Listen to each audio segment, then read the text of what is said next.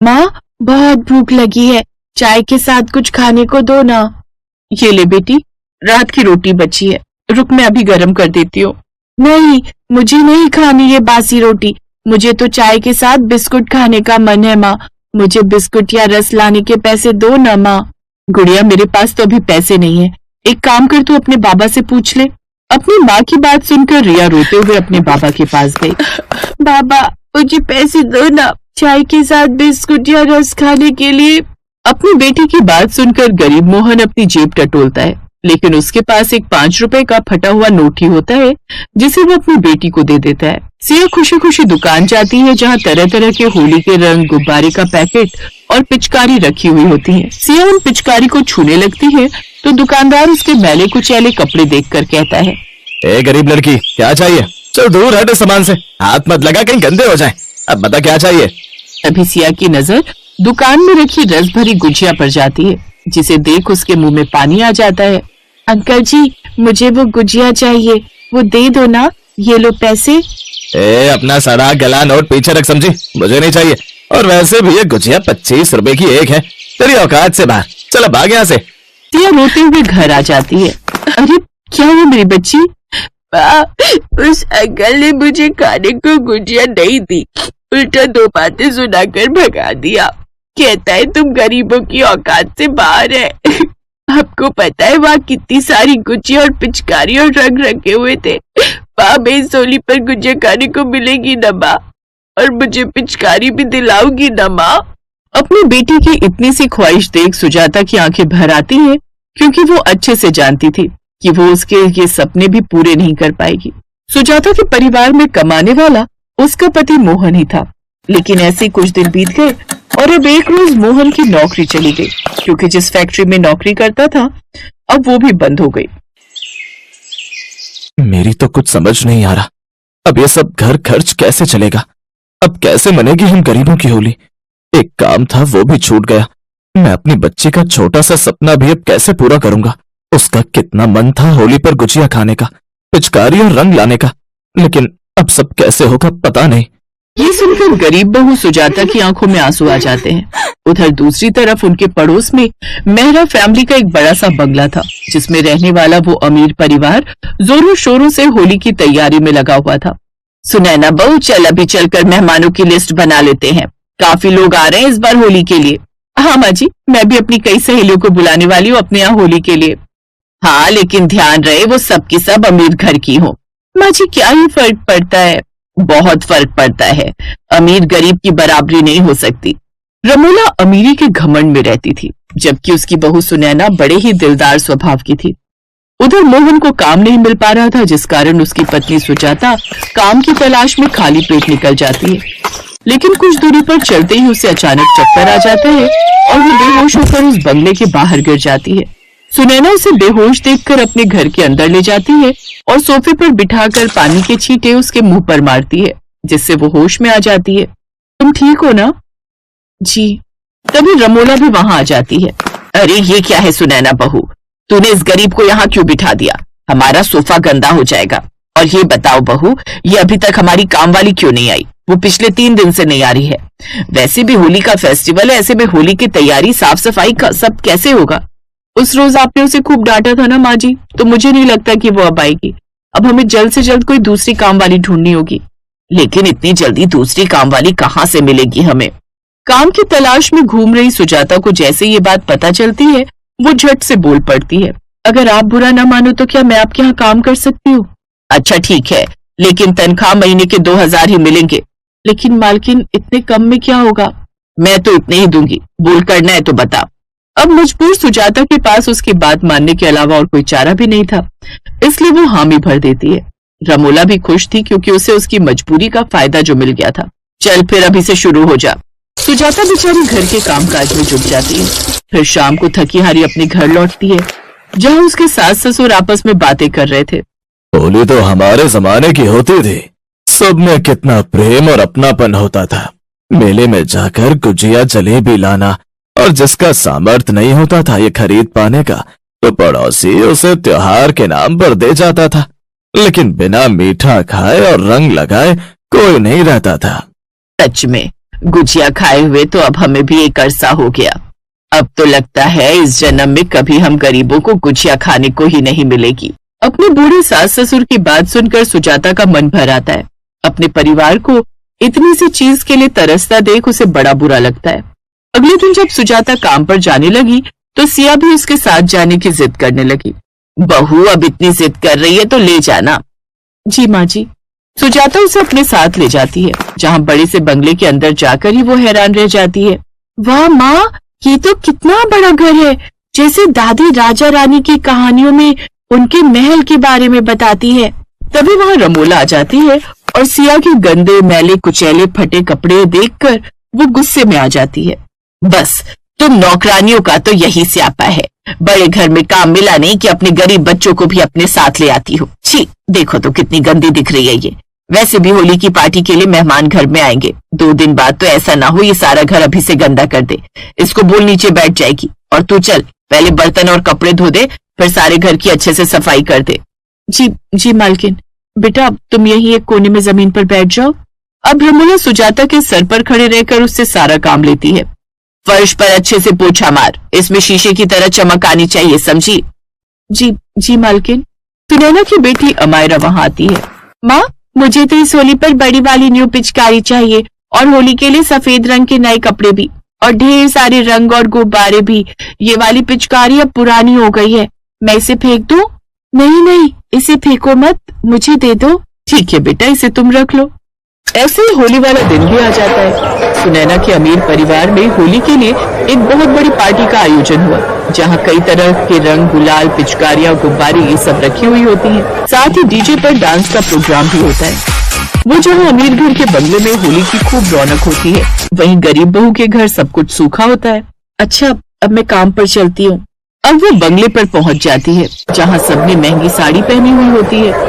आ गई तू, चल अब जल्दी से ढेर सारी गुजिया, मालपुए, दही भल्ले बना दे और साथ में पकौड़े और तरह तरह के पकवान भी बनाकर रख लेना।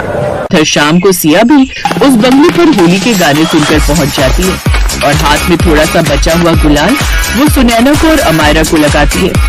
बदले में वो भी उसे गुलाल लगाते हैं, लेकिन जब वो रमोला को गुलाल लगाती है, ओ गॉड, ये क्या है? बुरा न मानो, होली है। ओ यू गरीब, अभी भी तुझे बताती हूँ मैं। वो सिया को जोरदार थप्पड़ मारती है। तभी सुनैना वहां आ जाती है। माँ जी, भला बच्चों पर ऐसे हाथ कौन उठाता है? तभी वहाँ हाथों में स्नैक्स की प्लेट लिए सुजाता आ जाती है।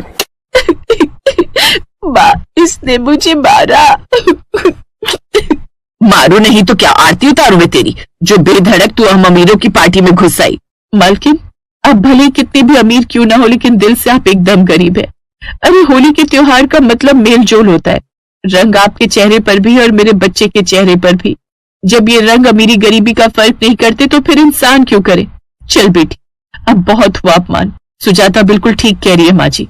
रमोला को अब अपनी गलती का एहसास होता है और वो उनसे माफी मांगती है। सुजाता सब कुछ भूलकर उसे माफ कर देती है, जिसके बाद रमोला गरीब बहू के बाकी परिवार वालों को भी पार्टी में बुला लेती है। जिसके बाद वो अमीर बहू और गरीब बहू अपने अपने बच्चों और परिवार के साथ मिलकर खुशी से होली का त्योहार मनाते हैं। साथ ही रमोला अब सुजाता की तनख्वाह भी 5,000 कर देती है और उसके पति को अपने यहाँ ड्राइवर की नौकरी दे देती है, जिससे अब उनकी गरीबी भी कम हो जाती है।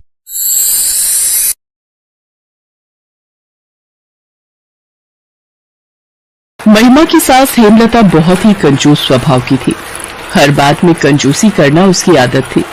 बहन जी, कितनी दूर गलियों में घुमाकर और 10 दुकानों पर रिक्शा रोककर यहाँ घर तक सिर्फ 15 रुपए दे रही हैं आप। 60 रुपए हुए बाजार से आपके घर तक के। 60 रुपए? 5 मिनट की दूरी थी, तूने ही तो 15 रुपए बोले थे। बहन जी, 2 कदम करते करते रिक्शा घर तक घसीट लाई तुम। मुझे बोला सामने तक ही जाना है। अब बिना पैसे दिए कहाँ जा रही हो? ओ बहन जी, ये 15 रुपए लेने हैं तो ले, नहीं तो ये भी हाथ से जाएंगे। तुम जैसे कंजूस लोगों से तो पहले ही तय करके चलना चाहिए। बेकार में इतना चलाया।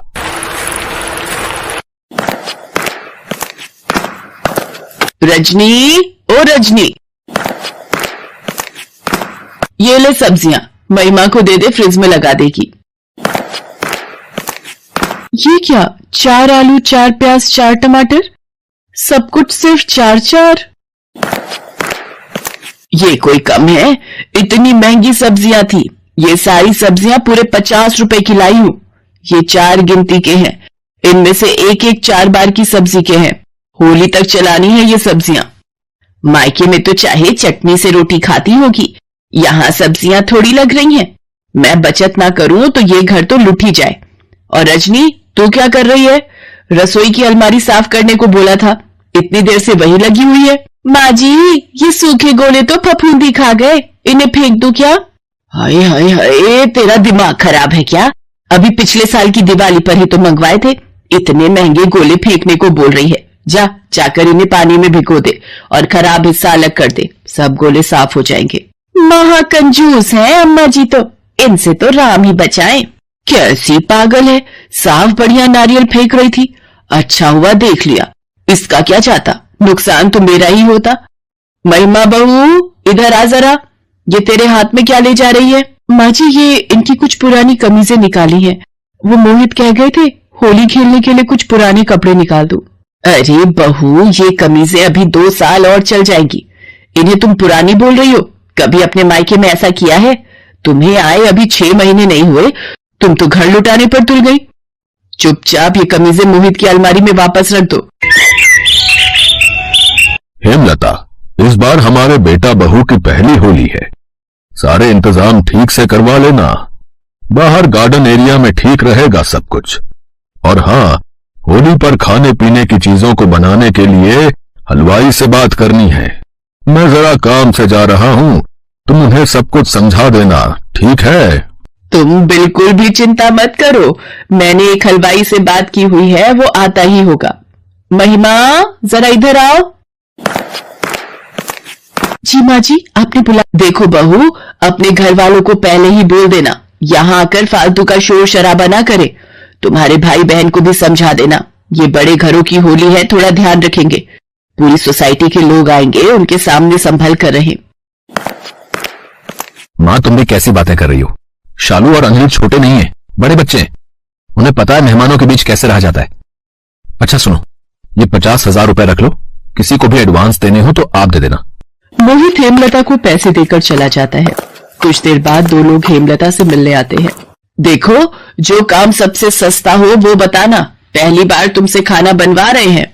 बहन जी, सबसे सस्ता खाना बनवाना है तो मात्र 20,000 रुपए का खर्चा आएगा, उसमें घी तेल जितना भी इस्तेमाल होगा हमारी तरफ से मुफ्त।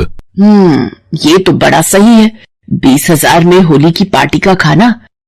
अच्छा, ये गुजिया, समोसे, भल्ले, पापड़ी वगैरह वो भी तो बनवानी है। सब हो जाएगा माता जी, है?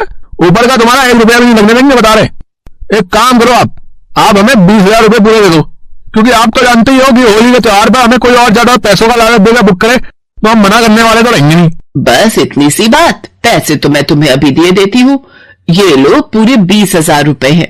हाँ माता जी, आपके पूरे पैसे आए हुए होंगे तो हम किसी और को हाँ कहने वाले नहीं रहेंगे। माँ जी, पूरी पेमेंट मत दीजिए, अभी एडवांस के तौर पर 5,000 ही सही रहेंगे, बाकी पेमेंट उसी दिन दे देते। तुझे बीच में बोलने की कोई जरूरत नहीं है, मैं बहुत सालों से होली की पार्टी करवा रही हूँ, मुझे पता है मुझे क्या करना है। तुम जाओ भैया, और हाँ, परसों सुबह 8 बजे भी पहुंच जाना, क्योंकि 12 बजे तक सारा खाना तैयार करना है, और बीच बीच में कभी कुछ खाने का बनाना होगा तो वो भी हम बनवाते रहेंगे। हेमलता महिमा को चुप करा देती है। होली का त्योहार आ जाता है। पापा, गार्डन में सारी तैयारियां हो रही हैं, सारे टेबल लगा दिए, एक एक टेबल मैंने पिचकारी गुलाल और रंगों का लगवा दिया है, जिसको भी लेना होगा वो वहीं से ले लेगा। वो तो ठीक है, पर खाने का इंतजाम अभी तक शुरू नहीं हुआ है? हेमलता, वो हलवाई कहाँ है जो तुमने बुक किए थे? मैंने तो उन्हें 8 बजे आने के लिए बोल दिया था, पर अब तो 9:30 बज रहे हैं। अरे तो उन्हें फोन मिलाओ, है? देखो कहाँ रह गए। जो नंबर उन्होंने मुझे दिया था वो स्विच ऑफ आ रहा है। तुमने हमेशा की तरह हमारे भरोसे के मदन हलवाई को बुक क्यों नहीं किया है? कितने सालों से हम मदन हलवाई को ही बुक करते आ रहे हैं। पापा, मदन हलवाई को फोन मिलाओ जरा, अगर वो आ जाए तो। हमारे पास सामान तो आया ही हुआ है, बस बनाना है। हेलो मदन हलवाई, मैं ब्रिज किशोर बोल रहा हूँ भाई। अच्छा चलो, कोई बात नहीं। क्या हुआ पापा? आज होली पर सारे हलवाई बुक हैं, है? किसी के पास समय नहीं है, बताओ।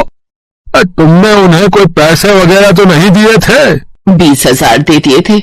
मुझे लगा सस्ते में सब कुछ मिल रहा है इसलिए।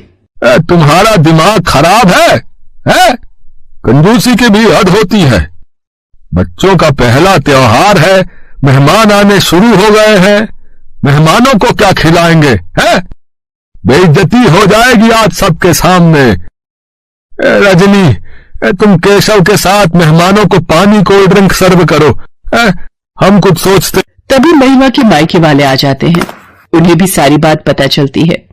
हेमलता का मन बहुत खराब हो रहा था। वो किसी से नजरें नहीं मिला पा रही थी। ये सब महिमा देख रही थी। माँ जी, आप मन उदास मत करो। अभी तो 10 बजे हैं। हमारे पास 2 घंटे का समय है। मोहित, जरा इधर आना। महिमा बहू, ये खाना बनाने का सारा सामान तुम कहाँ ले जा रही हो? बाबूजी, आज होली पार्टी का टेस्टी खाना आपकी बहू महिमा बनाएगी। आप परेशान मत होइए भाई साहब, सब हो जाएगा। महिमा अपनी मम्मी और बहन के साथ मिलकर खाने की तैयारी करती है। 1 घंटा बीत चुका था। रजनी, ये ठंडाई तैयार हो गई है। केशव के साथ बाहर टेबल पर रखवा दो। माँ, गुजिया तैयार हो गई। शालू, ये भोले दही में डाल दे। क्या बात है महिमा, भटूरे छोले तैयार भी हो गए। लगभग सब कुछ तैयार हो गया है। मेरी बहू की पहली होली और मैंने इतनी बड़ी गलती कर दी। माँ जी प्लीज अपने आप को दोष मत दीजिए। देखिए सब खाना तैयार हो गया है। शालू, माँ और माँ जी को गार्डन में ले जा, मैं थोड़ी देर में आती हूँ। सब लोग मिलकर खूब होली खेलते हैं। महिमा ढेर सारे पकवान तैयार कर देती है। सभी मेहमान बहुत खुश होते हैं। हेमलता जी, होली पार्टी में तो मजा आ गया। इतने स्वादिष्ट पकवान तैयार किए हुए थे। ये सब तैयारी मेरी बहू महिमा ने की है।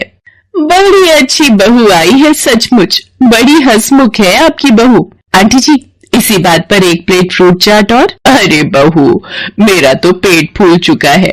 सब हंसी खुशी मिलकर एक दूसरे को गुलाल लगाते हैं। होली का त्योहार खुशी खुशी बीत जाता है। हेमलता को अपनी गलती का एहसास हो गया था। जिस बहू को वो ताने देती थी, आज उसी बहू और उसके मायके वालों ने हेमलता का साथ दिया। उस दिन के बाद हेमलता कंजूसी की आदत छोड़